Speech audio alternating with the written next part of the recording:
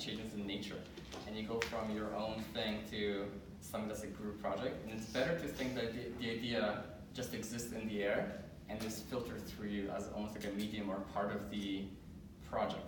Because I think that, I mean, on one hand, the kind of competing interests might start to go into tension if you don't have this larger sense of what the collective body is doing. And I think that that's facilitated through some very specific things like office culture and the way that you have I think the best thing about a school or an organization is the kind of culture they create that is about this this spirit of working together and understanding this collective body.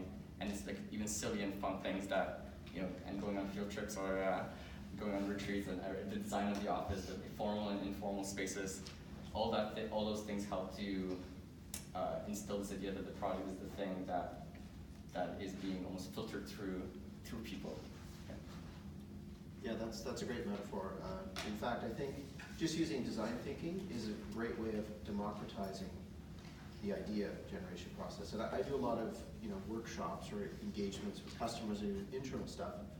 I did a workshop with the internal HR team across Canada. So it was about 30 people, all came together, most of whom had never met each other. And the sponsoring executive was participating in the sessions. We put them off into different groups. Of course, we went through the usual practices. We did an empathy map around our personas. We did an as-is scenario of what a day in the life looks like.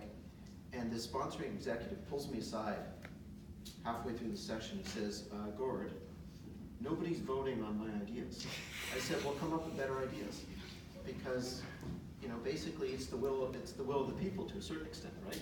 Once you put that idea up in that post-it note on the board, it ceases, just kind of what you're saying, it ceases to become your idea, and it's not about the fighting with another person about who's got the better idea. Then it's all of a sudden it's up on the board, and so there's less ownership over it. So he was a command and control kind of executive, used to kind of issuing edicts to his team, and it was a very uncomfortable position for him to be in, where his idea is just the same as everybody else's. So it was, and it's empowering for a lot of times. You have young designers who come into an organization. I don't care where ideas come from my team. I just want the best ideas. And by going through and getting those ideas out and doing the clustering, and as I said, design thinking is not strategic. It's how well you do it. You got to get all the right people around the table. You have to be able to articulate, why your idea is great.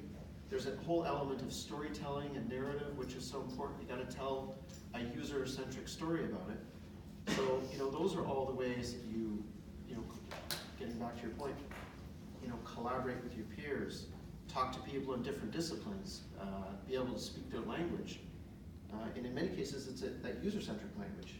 If you have two people saying, well, I think this is the right way, it's like, well, I think this is it. But, what does the user think? That's what matters.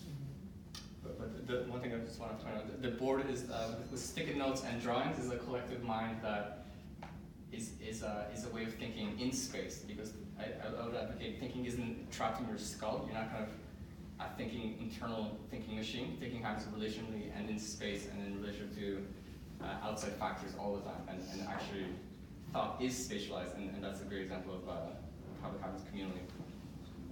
I just want to touch upon that collaboration is really a team sport, and really the culture where your organization is really needs to foster this and embrace it, because it is working with everybody or different groups of people, and if you're in a culture that just works in silos and doesn't encourage it, it's extremely challenging. So you have to, you yourself, even if you are working with people who tend to be challenging or not open to sharing or being transparent, you yourself have to adopt that, and start practicing and showing people and sharing your ideas.